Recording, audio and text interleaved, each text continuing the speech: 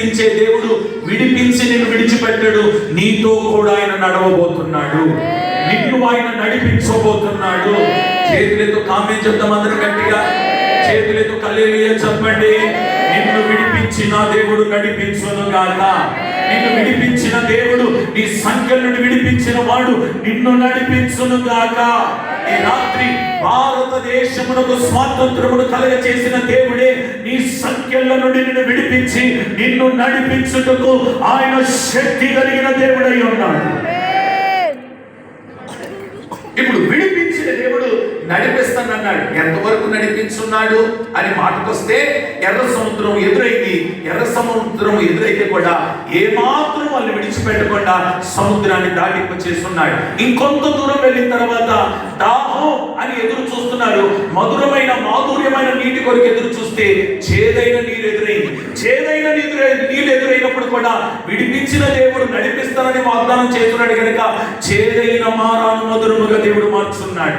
విడిపిస్తానన్న దేవుడు నడిపిస్తానన్నాడు కనుక కొన్నిసార్లు ఆకలితో అల్లాడిపోతుంటే దేవదూతలు తినే మన్నాను దేవుడు వారి కొరకు కురిపించున్నాడు. విడిపిస్తానన్న దేవుడు నడిపిస్తానన్నాడు కనుక ఎరికో గోడలను అడ్డుగా ఉన్న గోడలను కూల్చి వారిని దాటింప చేస్తున్నాడు. విడిపిస్తానన్న దేవుడు నడిపిస్తానన్నాడు కనుక యోర్దానును దాటింప చేస్తున్నాడు. విడిపిస్తానన్న దేవుడు నడిపిస్తానన్నాడు కనుక మాట ఇచ్చిన రీతిగానే కానాను అనే దేశమునకు దేవుడు వారిని చేర్చున్నాడు.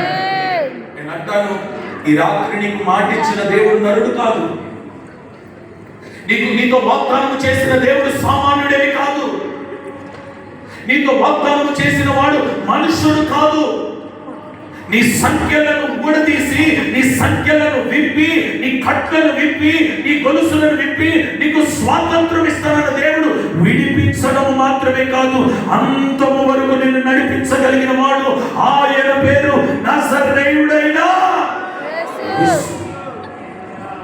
ఈ ఉదయకాలం ఈ ప్రార్థన వీరుల సమావేశములో దేశం కొరకు ప్రార్థన చేస్తున్నాం, రాష్ట్రాల కొరకు ప్రార్థన చేస్తున్నాం, అధికారుల కొరకు ప్రార్థన చేస్తున్నాం, నాయకుల కొరకు ప్రార్థన చేస్తున్నాం, ఏమండి గవర్నమెంట్ ఆఫీసర్స్ కొరకు ప్రార్థన చేస్తున్నాం, మరి వీళ్ళందరి కొరకు ప్రార్థన చేస్తున్నాం, సంఘం కొరకు కూడా ప్రార్థన చేస్తున్నాం, వ్యక్తిగతంగా మన కొరకు కూడా మనం ప్రార్థన చేసుకున్నాం. నేను అంటాను, సంఖ్యలు వేయబడి ఉన్నాయి, ఆ సంఖ్యల నుండి దేవుడు విడిపించాలి. స్తోత్రం చెప్పండి ఒకసారి గట్టిగా. సంఖ్యల నుండి విడిపించే దేవుడు ఏమంటాడంటే, నేనే మిమ్మలను నడిపిస్తాను. అయ్యా, ఇంతగా సంఖ్యలు ఎందుకు పడ్డాయి? 4 విషయాలు చెప్పినాడు. సంఖ్యలు ఎందుకు పడ్డాయి అంటే, ఒకటి, దేవుని కార్యములను వారు మరచినందుకు. చెప్పండి మాట మొదటిది ఏంటి? దేవుని కార్యాలు ఇంకొంచెం గట్టిగా చెప్పండి. దేవుని కార్యాలు కొంచెం లోతుగా చెప్పాలనంటే, కృతజ్ఞత లేని హృదయస్థులై వారు బ్రతికినారట. దేవుడు చేసిన కార్యాలను మరిచిపోయి కృతజ్ఞత లేకుండా వారు బ్రతికినారట. కృతజ్ఞత లేకుండా వారు జీవించున్నారట. దేవుడు చేసిన కార్యాలను ఎన్నటికీ వారు జ్ఞాపకము చేసుకోలేదట. అది మొదటి కారణం. అయితే రెండో కారణం ఏంటో తెలుసా? వారి తర్వాత తరానికి దేవుడు ఎవరో, ఏంటి దేవుని కార్యాలు ఏంటో, ఇప్పటి వరకు బానిసత్వం నుండి ఎలా విడిపించబడ్డామో పొరపాటున వారి తర్వాత తరానికి చెప్పలేదు.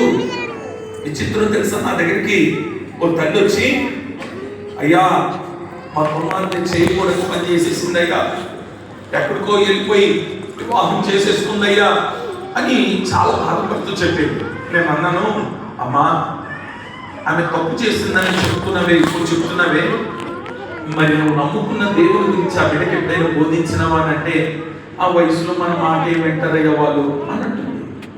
నేను అంటాను, ఆ వయసులో నా